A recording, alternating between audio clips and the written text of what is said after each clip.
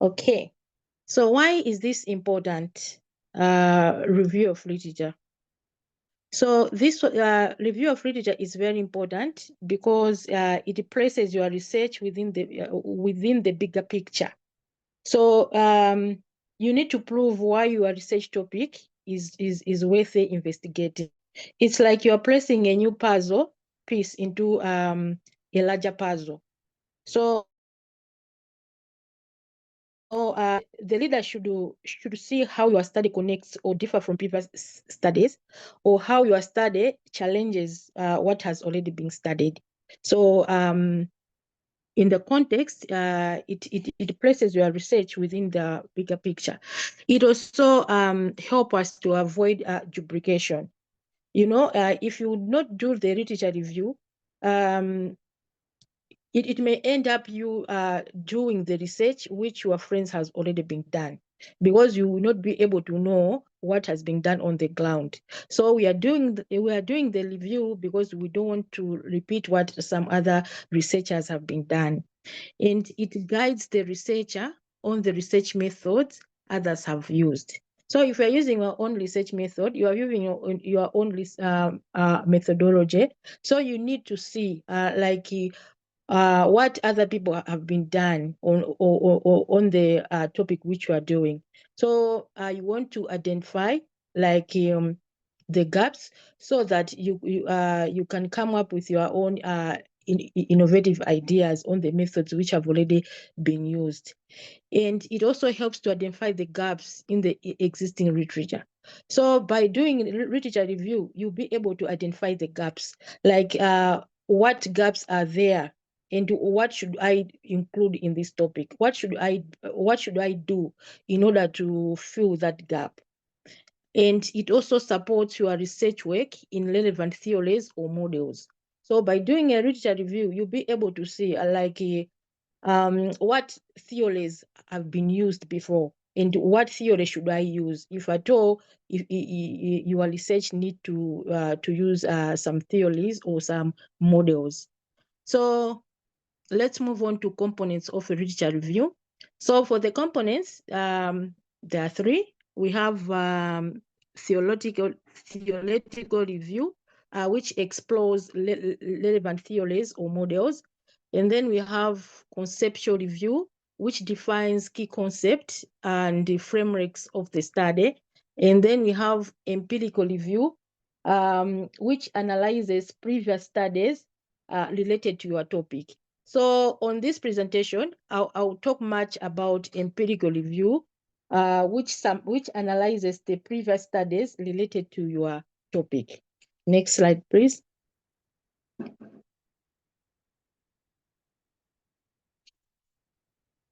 Yes.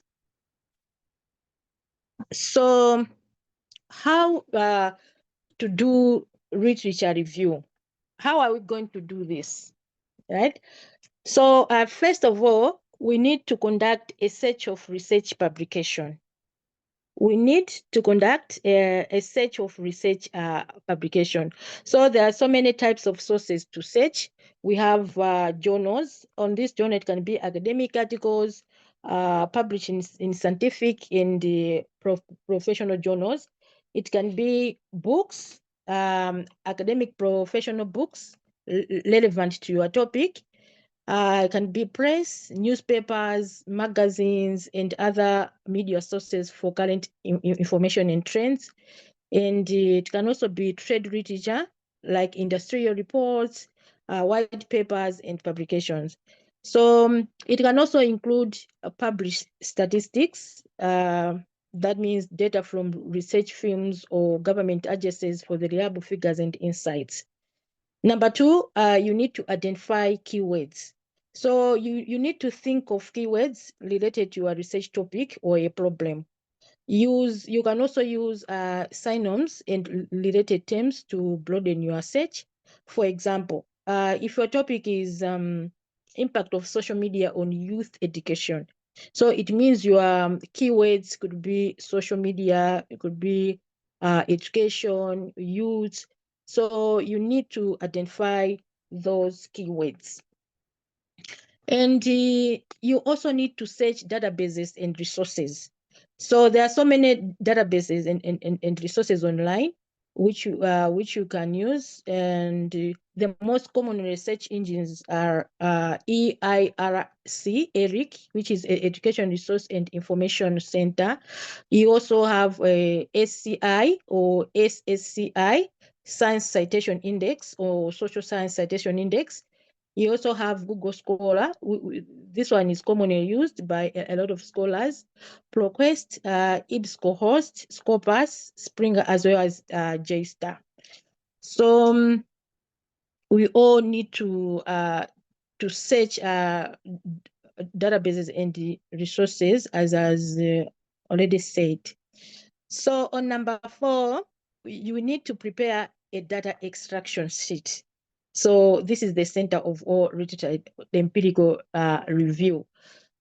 In this, you need to create an Excel sheet to systematically record and organize the information you find. So you need to put some columns, and they may include the author, year, title of your research topic, source, key variables, tool used, framework or models, findings, gap. So by using this, you aim to identify gaps, as that is where your topic will come in. Next slide, please.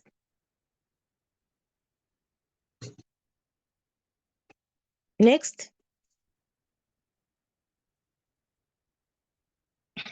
Yes. So how are we going to report review of literature? So we have done our data extraction sheet.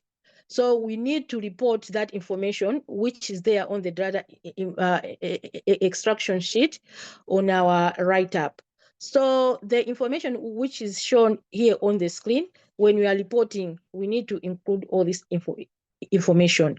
So we are including the author name, surname only, the year of the research publication, or the year of research conducted rather, their research objectives, their research design or process, their research sample, type and number, their major findings, it could be 2 or 3, and then you are learning from their work. What have you learned from their work? If at all, if there are gaps, you can also include that. Next slide, please.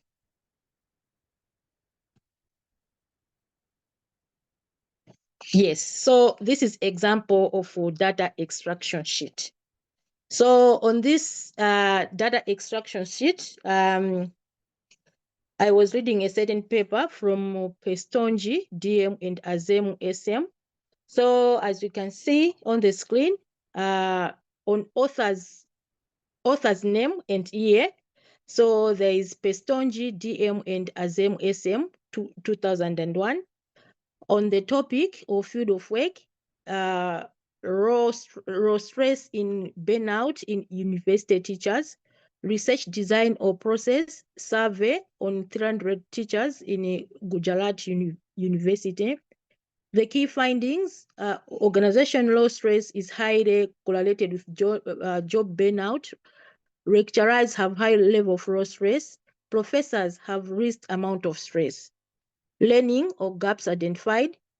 Different set of teachers have different predictors of job burnout and stress. So this was the whole paper. So I was just taking like usually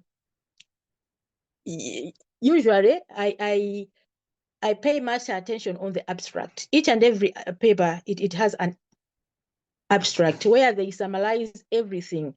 The introduction, objectives, methodology, the findings, everything is there in the abstract.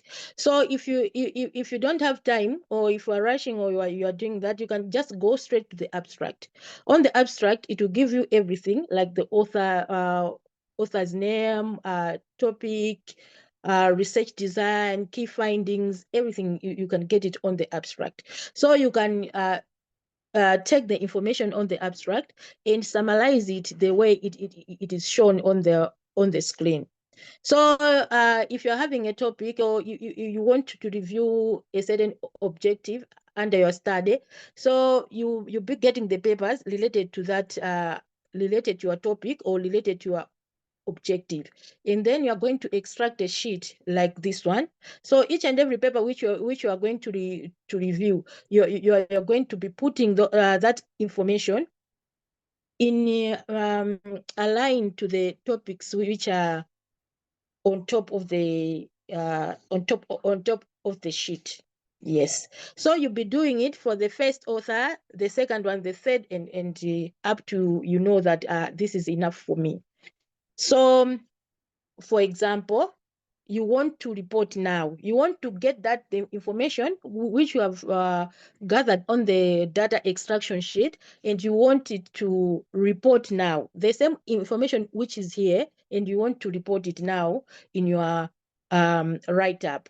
So you'd be, you could say, Pestonji and Azemu 2001 conducted a study on organizational stress in relation to job burnout among university teachers. They surveyed 300 university teachers in Gujarat by classifying them into 3 groups of 100 each.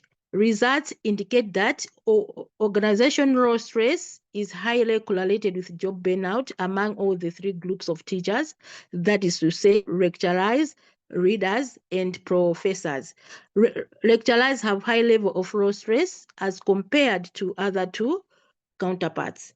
Professors are found to have least amount of level of stress and burnout as compared to readers and lecturers. That's a deep analysis helped the researchers conclude that different sets of teachers have different predictors of job burnout and stress levels, which vary with experience and demographics. So you can see, you can even paraphrase in your own ways, because you now know that this is what this is what I've learned. Here is the gap, or this is a lesson to me. So you can even paraphrase it in your own way. It's simple in that way if you have extracted it and put it in the data extraction sheet.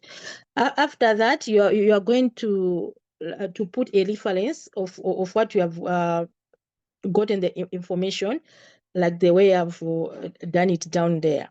Next slide, please. That's another example on the number 2. You can also report it in that way. Next slide, please. Yes. So basically, that is how we they stop conducting. Okay. Basically, that's how we put the information on the data extraction sheet, and then how we report it on our write-up. So what are the common mistakes in literature review? So a lot of people, they're doing mistakes when it comes to literature review. Number one, the common one is lack of focus. So when they are reviewing, they may review too much or including irrelevant literature, because you are not gathering information nicely. You are not taking it like you're not putting it together all together. You are just reviewing this paper and then that paper. You end up reviewing too much, and then by the end of it, you not get the right information which you want to get, which is related to your topic. And there's also poor organization. So presenting a list of summaries rather than synthesizing. So when we are reviewing our literature, we need to synthesize. So we need to take the ideas or information which we have gotten from different sources, and then you combine them into a new connected understanding. You need to make a link what is it connected? Like I have this, I've taken this information from this author, and then from that author, even from the books or from what. So you need to connect that information, so that it can give you a new understanding. And then there is bias in selection. So you only cite studies that support your viewpoint. On this, I can also relate it to like the issue of positionality. Just because you are experienced in a certain area, or because of the background or what, you tend to view only papers that you feel like they can you can get satisfied with, without uh, checking the papers related to your topic. So if you do that, we may see that there may be what? There may be bias. And also outdated references. Some of the people, they may use old or superseded sources without acknowledging newer findings. So you may say that studies or over 20 years, they are invalid. But you may see that some of the people, they may use those studies 20 years ago, 30 years ago. They may still put them in their literature review. That should not be done. And also not identifying research gaps, focusing only what is known without highlighting what is missing. So when we are doing a literature review, we need to identify the gap. What is it that paper is lacking in relation to your topic? So by doing that, you'll be able to get something or to add on your topic. You may see that, okay, what is it that I want to add? What is it that I want to remove from my study? So whenever you do, you need to identify the gap so that your research should be innovative. And the last one is uh, plagiarism or improper referencing. Many of the people, a lot of people may use ideas or data or wording from other sources without proper citation. So this is a serious academic offense. We know that. So when you are writing a literature review, we need to paraphrase. And when you use that data extraction sheet, it's easier for you to paraphrase in your own words. So we need to use quotation marks for direct quotes. If you feel like you have taken the statement exactly from the author, put quotation marks. And also we need to apply consistent citation styles. There are a lot of styles. There's APA, MLA, Chicago. So we need to apply consistent citation styles to acknowledge original authors. Next slide, please. Next slide.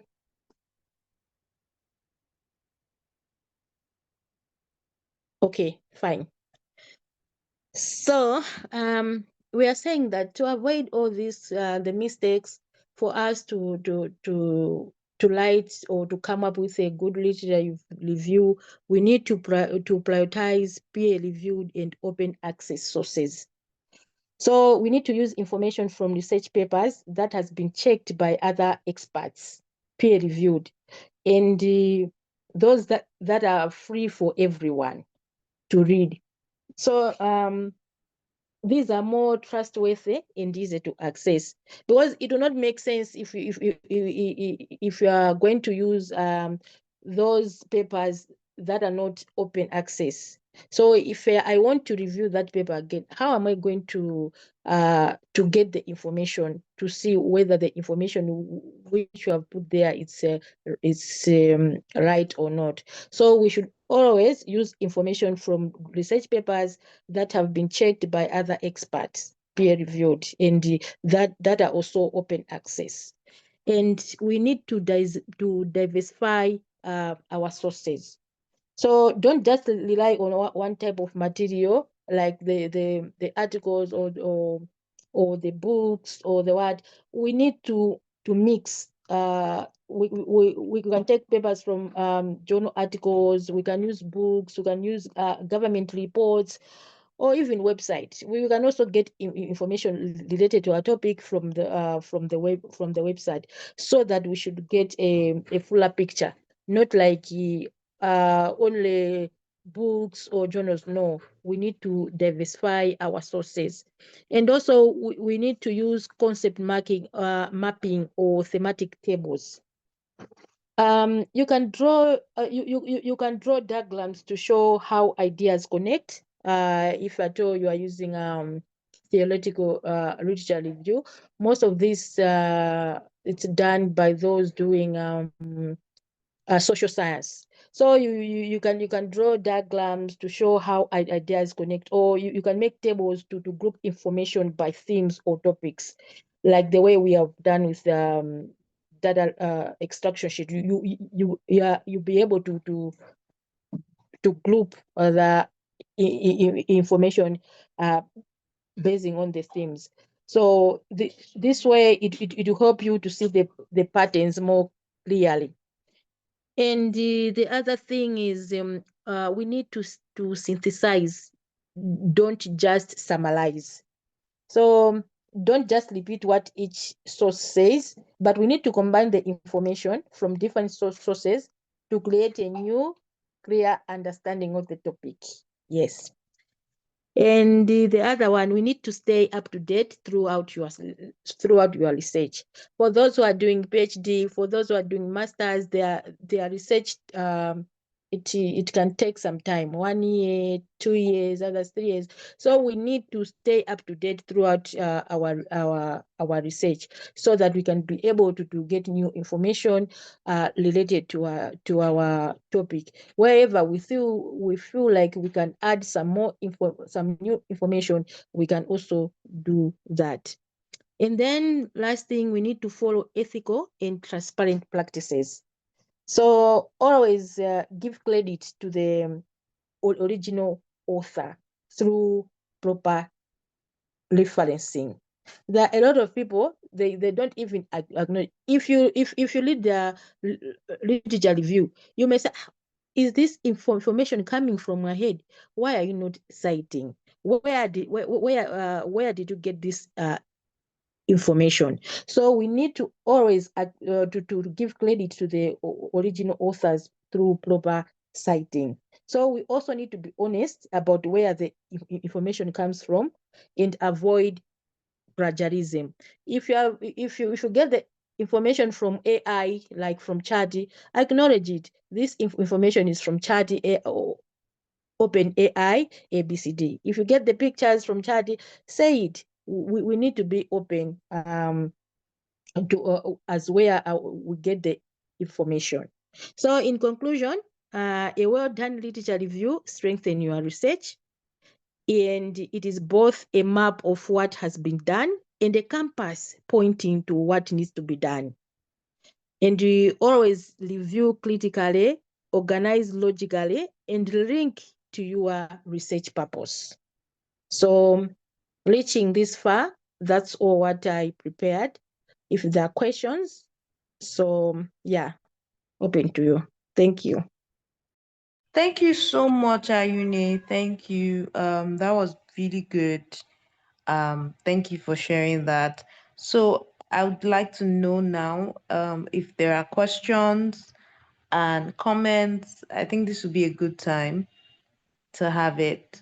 Thank you. I have a question though. If you have a question, you can drop it in the chat or you can raise your hand. But I have a question. So my question is about the part where you talked about trying to reference like work that has been done more recently and not really outdated stuff. And when I was in university, I happened to do my project. My final year project was about, I think, measuring vitamin C in fruits. And most of the materials I found were really, really mostly old stuff. The one that was most closely related to the work itself was 19 something.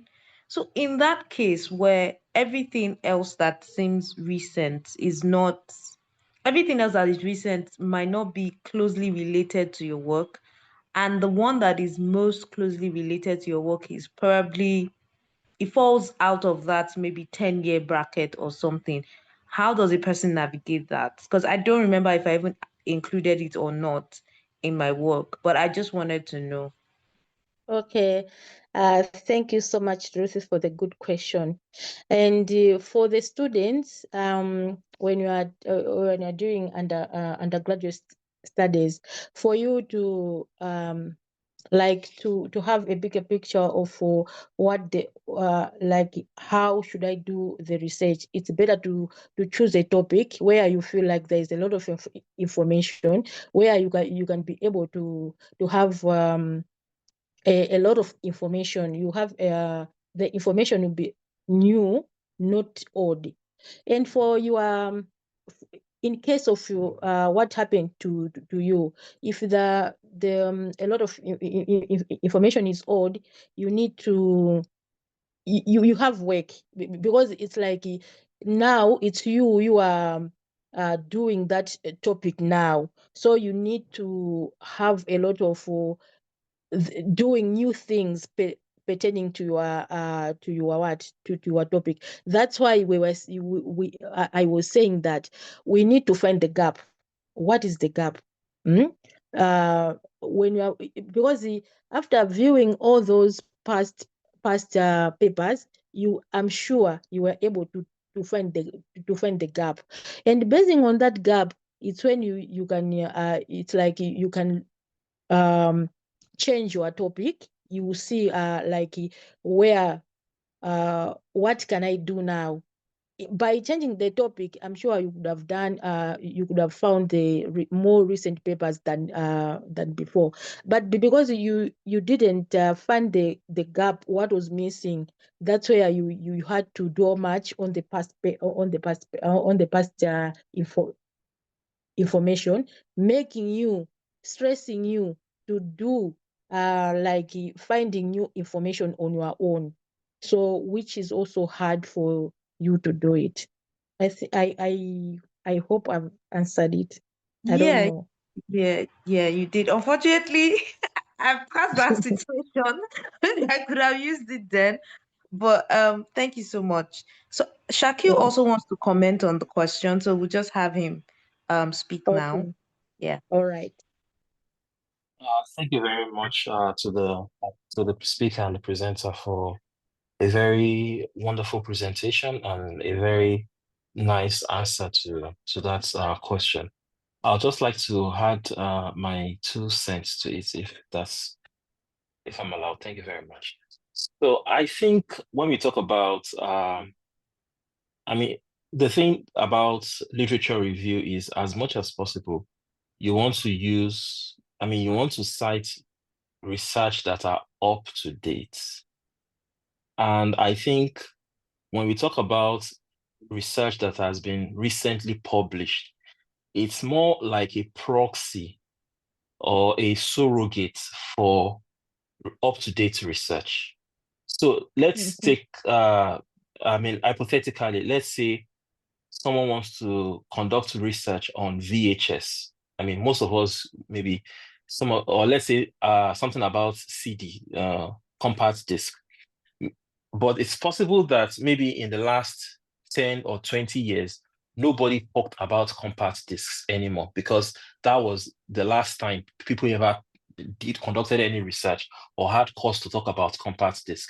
Now, the most up-to-date research, the most recent research on compact disc is still 10 years ago. So even if it was 50 years ago, as long as that is the most current knowledge about that topic, then it's still fine. But but if it's a very rapidly developing field that is very current, that quite a lot of people are still working, still doing quite a lot on, then it's more likely that whatever was published maybe 10, 20 years ago might not be relevant anymore, because there would have been people that might have even disproved some of the assumptions or some of the things that that people believed about that topic. So I think that's one way to look at it. But another thing to also think about is, why would you want to conduct a research that on something that everybody has abandoned and nobody is thinking about?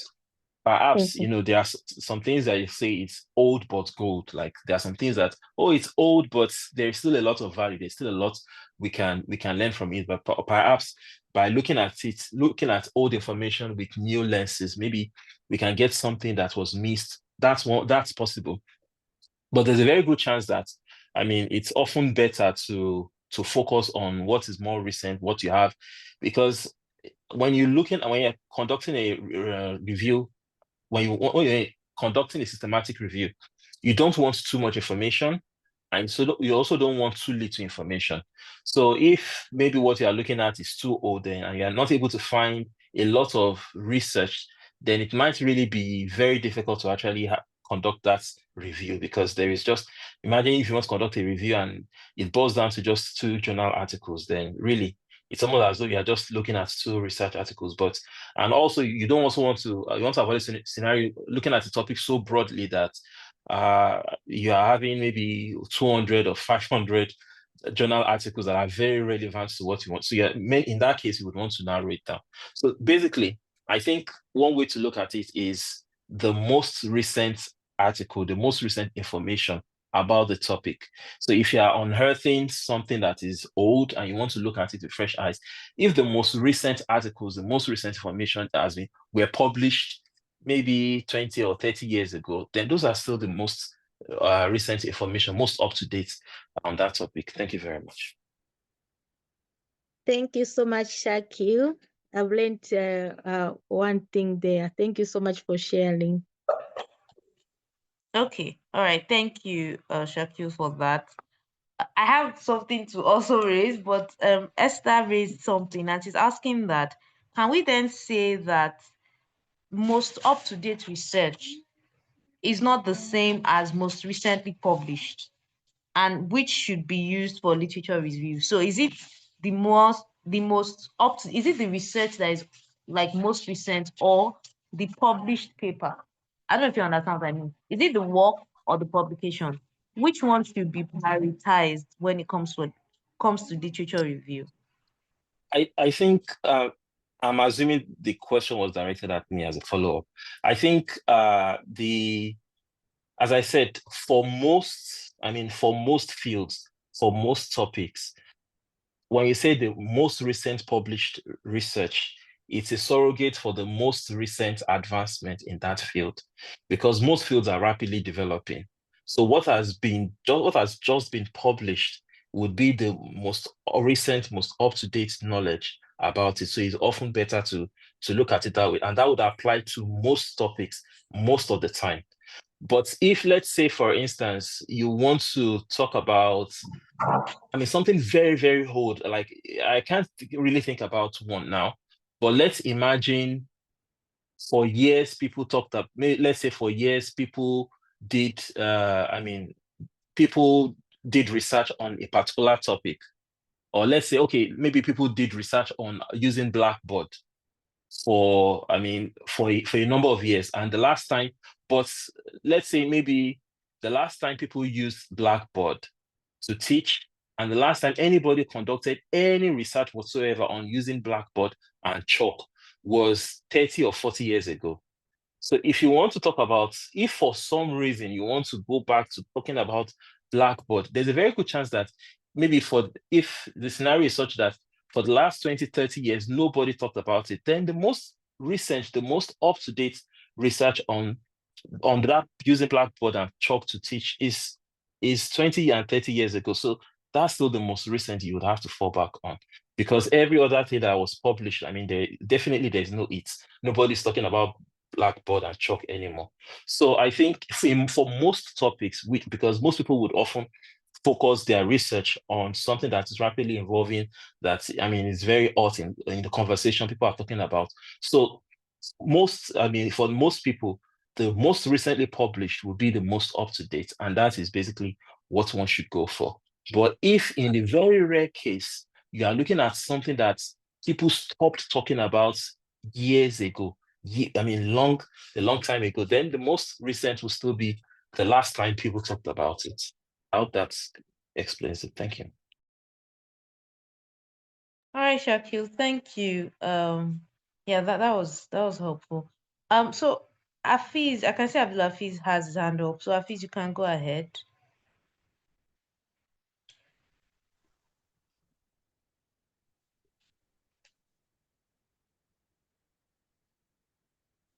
Hello, can you hear me?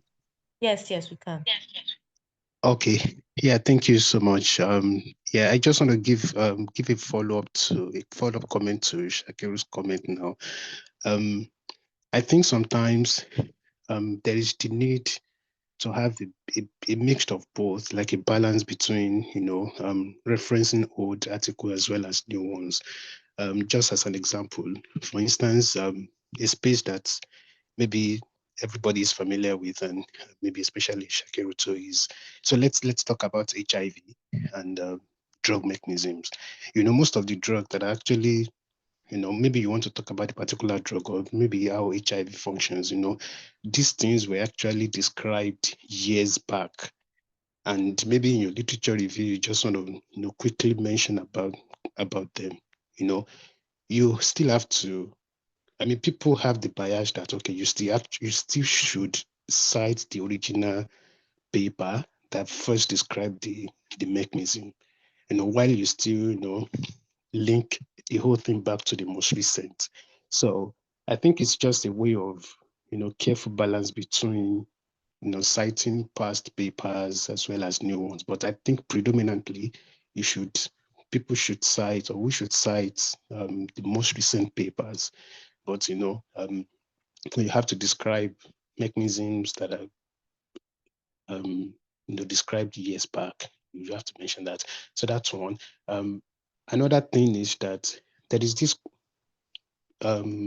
discussion regarding whether you can cite previous literature review in a new literature review.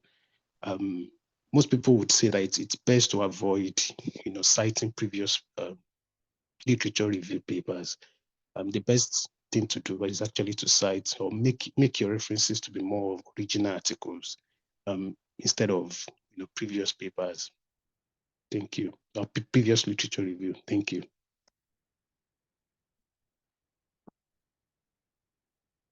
Thank you, Afiz, for that. I think that last point you raised is a really good one. Okay, so but before we continue, and before we take Nasiruddin's question, I kind of noticed that everyone has been avoiding, and Rachel brought it up, everyone has been avoiding one very obvious thing. That's pronouncing Ayuni's name, which I understand that nobody wants to get it wrong, but you can call her Ayuni, or you can just say has, which is A-H-A-Z, has. Either works, and then you're fine. So that point Afiz brought up about citing literature review in another literature review, or citing a review paper in another like review paper. What are your thoughts about that, Ayune, before we take Nasiruddin's question? Hello? Yeah, can you hear me? No, you were breaking. Oh, okay. Can you hear me now?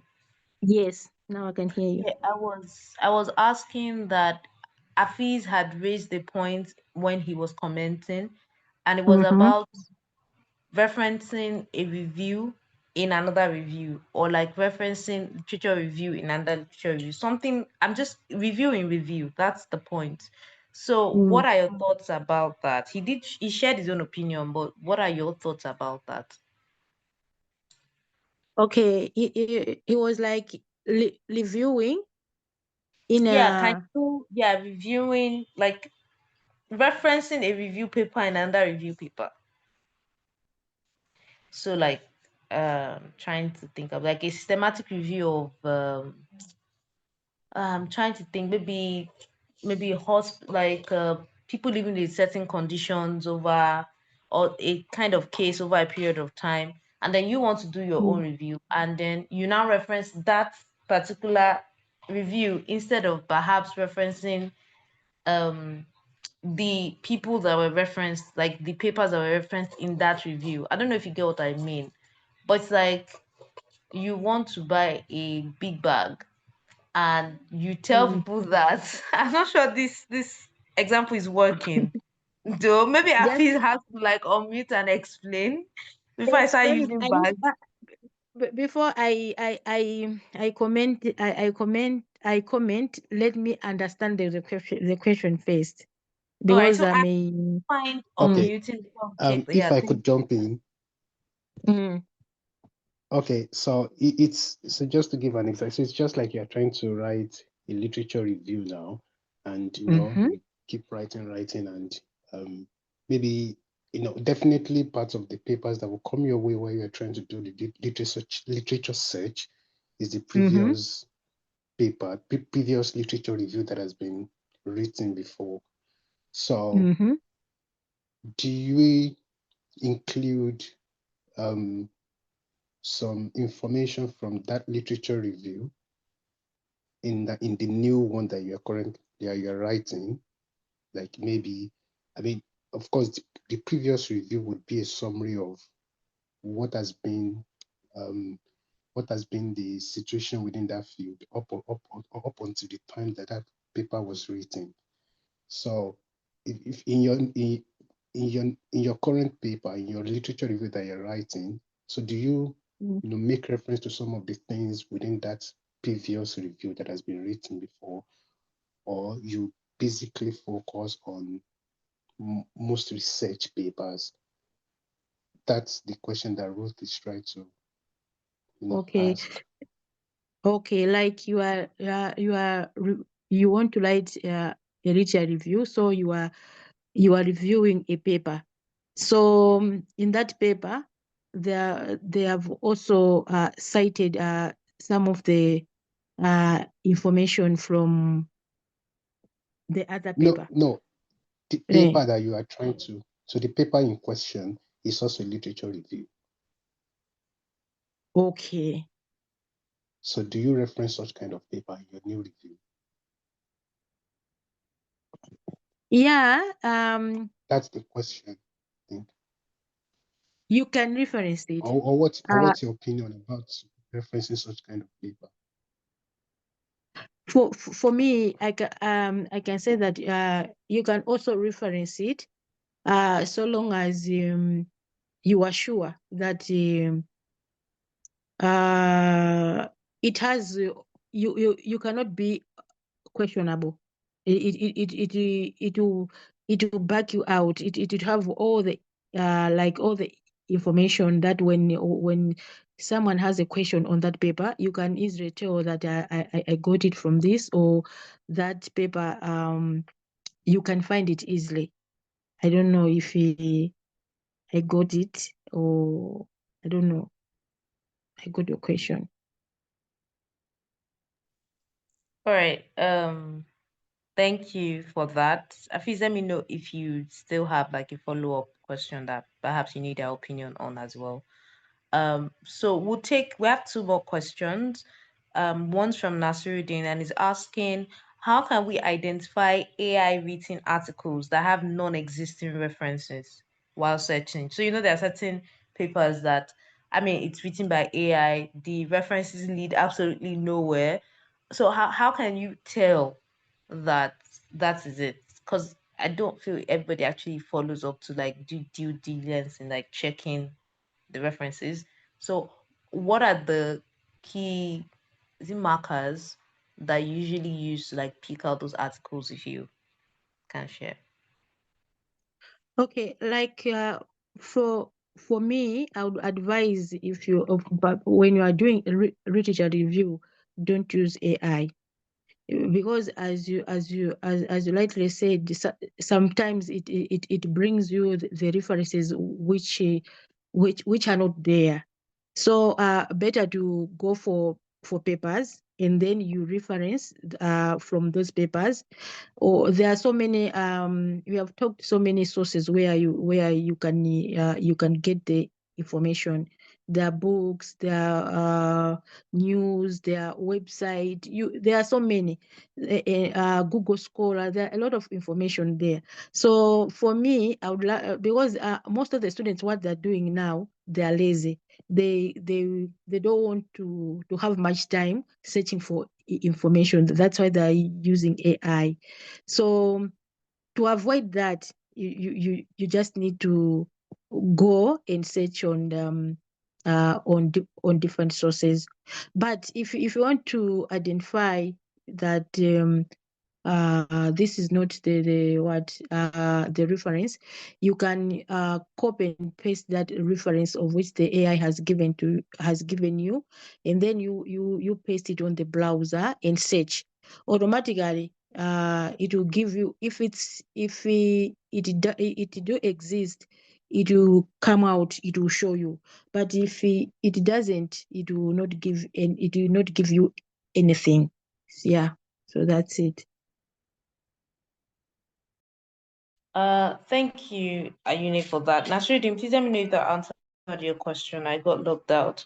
Ibrahim Hassan, could you please copy and paste your question again? I missed that when I got. Okay, so I can see. Thank you.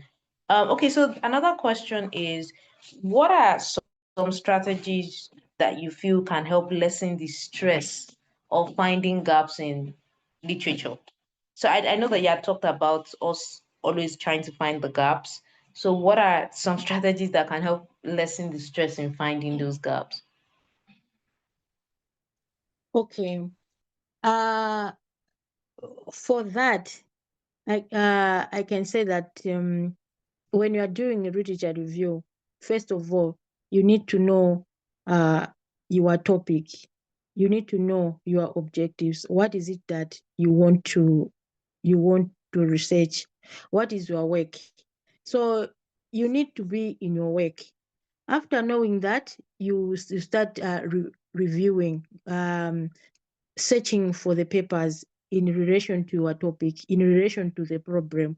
So your focus has to be on the abstract of each paper.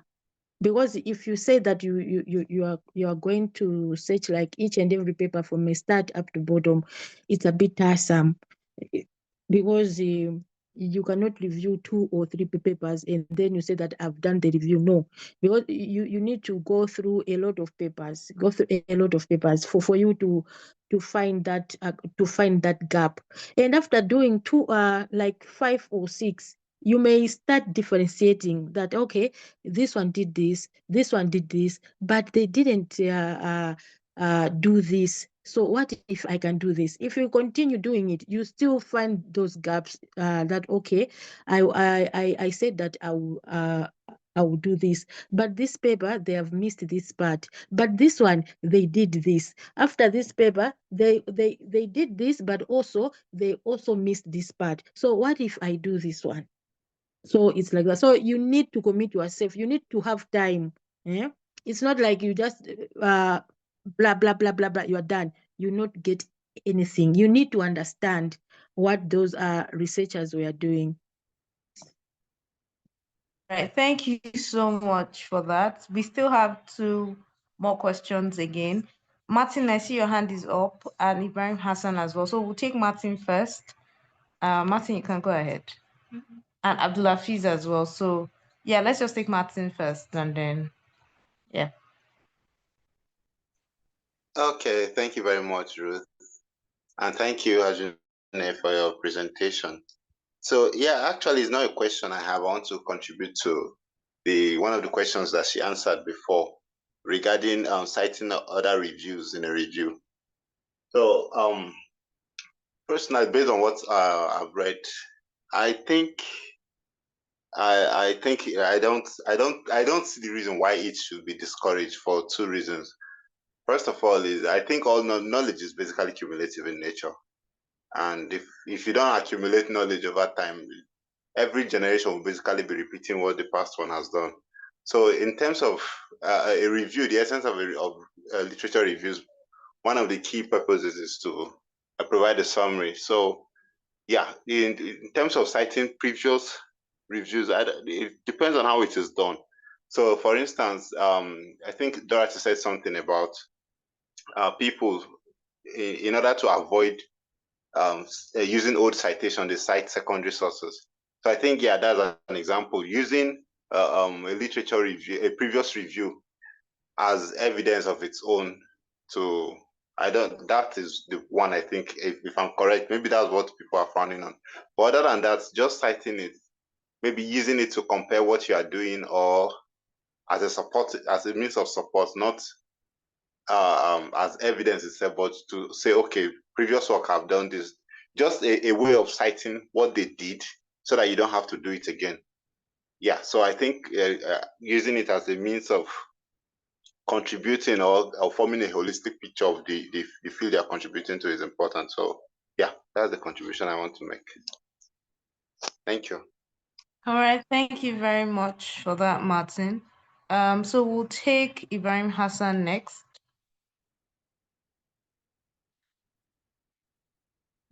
Oh, thank you very much. Ruth. I think Martin has essentially said what I wanted to say. I was going to share that it will be context specific, not like a blank rule of never not citing a review in another review. You can just tell this also review have done this, and I want to continue from what they have done. So just context specific, basically. So I'm just that Martin has said it better. So thank you. All right, thank you for that, Ibrahim. So we'll take Abdulhafiz next. Okay, yeah, thank you. I just want to make a comment regarding I think yeah, Hassan's question. You can relating to finding gaps in literature is just a quick one. So one of the quick thing that I learned early in my research journey with respect to looking for research gap is to read a couple of 2 or 3 previous literature review. Just like Martin said, the previous review would have give a summary of what is most recent in the field. And I mean, the main essence of a literature review is to identify gaps. So if you just pick 1 or 2 literature review, the most recent within the field, and they would, list the different gaps that are still existing within the field, and you can just pick one of them, and then just like some sort of bottom-up approach, you look at the gaps, identify the gaps that has been mentioned within those review, and then go back to the original research papers, and then synthesize your own review with respect to the gaps that you have been able to identify. That's what I wanted to contribute. Thank you so much, Abdulhafiz, for that. So I have a quick activity, and then I'm going to ask Ayune a final question. Please, if you have a question, this would be a good time to maybe indicate or drop it in the chat. So before I ask Ayune this question, I'd like to ask everybody, what is one hack you have for doing literature review? Please share. You could be helping somebody's destiny. So what is one hack that you have for doing literature review? Yeah, you can raise your hand to share, or you can drop it in the chat, but don't be stingy. Who knows? Somebody else might share something you need. So what's one hack you have for doing literature review? Would like to know.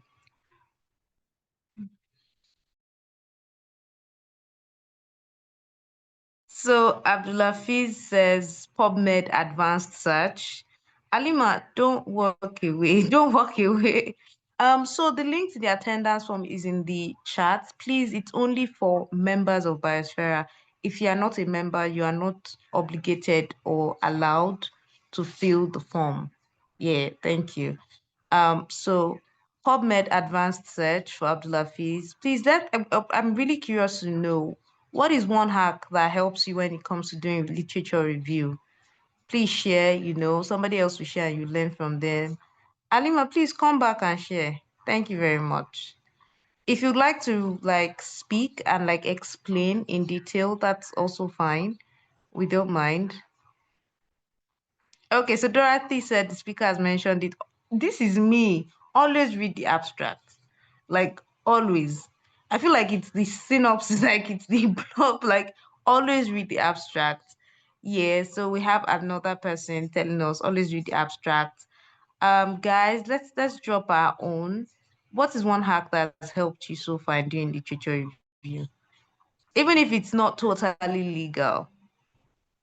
Nobody's going to judge you here for it.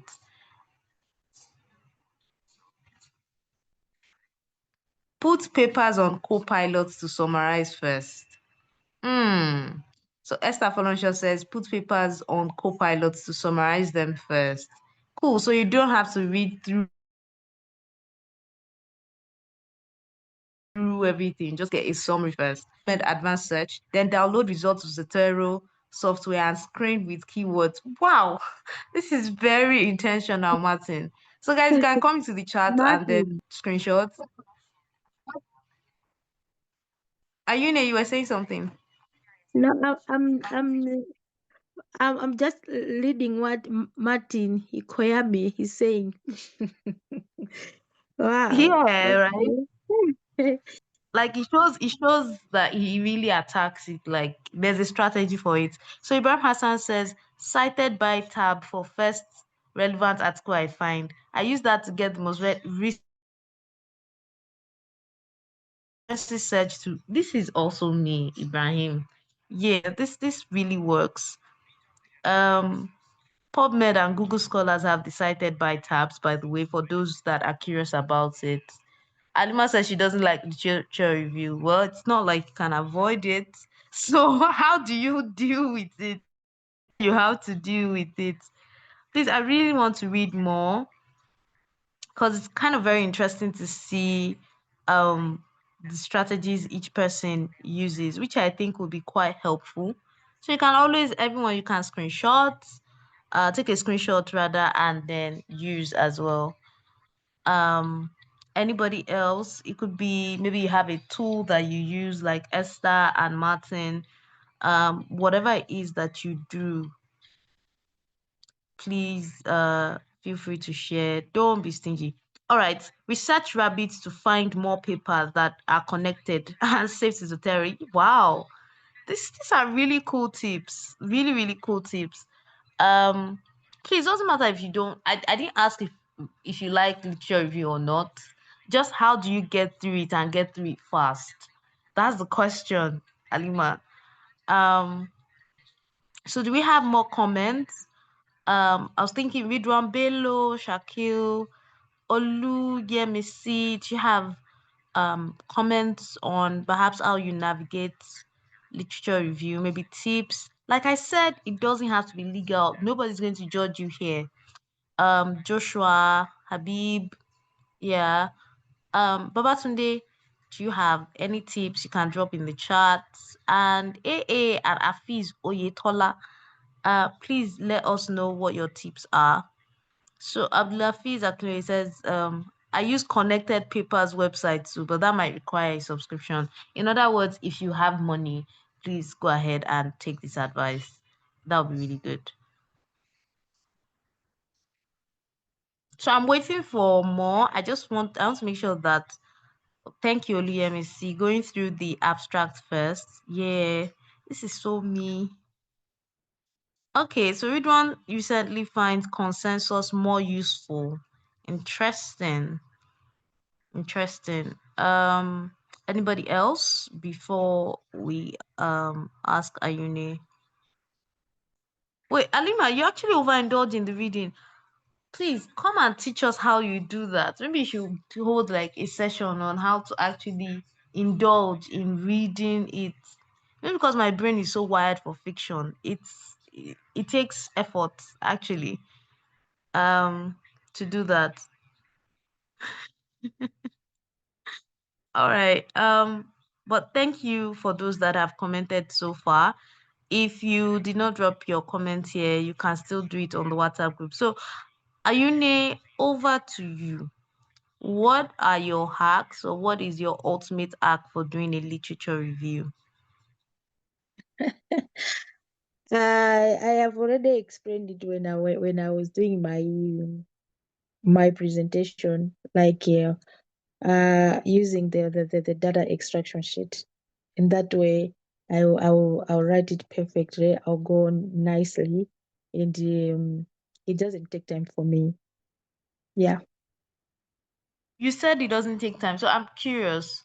How long would you estimate that it takes you to write a literature review? Okay. It would depend on the number of objectives you are having. But Mhm, if they are not a lot, they are few. mhm. 48 hours, it's enough. I'll just panic myself, going through each and every paper, extracting the data from there, and then reporting it. That's fine. I'm sorry, how many hours did you say? I missed that. 48 hours. 48 hours. Okay, 2 days. All Yes. right. Mm. All right. All right. Well, Mm. it takes me longer, but it's okay. I mean, there's a reason why I don't want doing this presentation while learning. Hopefully one day would get to your level. Hopefully one day we'll get to your level. But thank you so much for this presentation. It was quite nice. Would love to obviously get your slides as well. Um, it was Okay. really detailed and very nice. I would have Thank to you. say, yeah, yeah.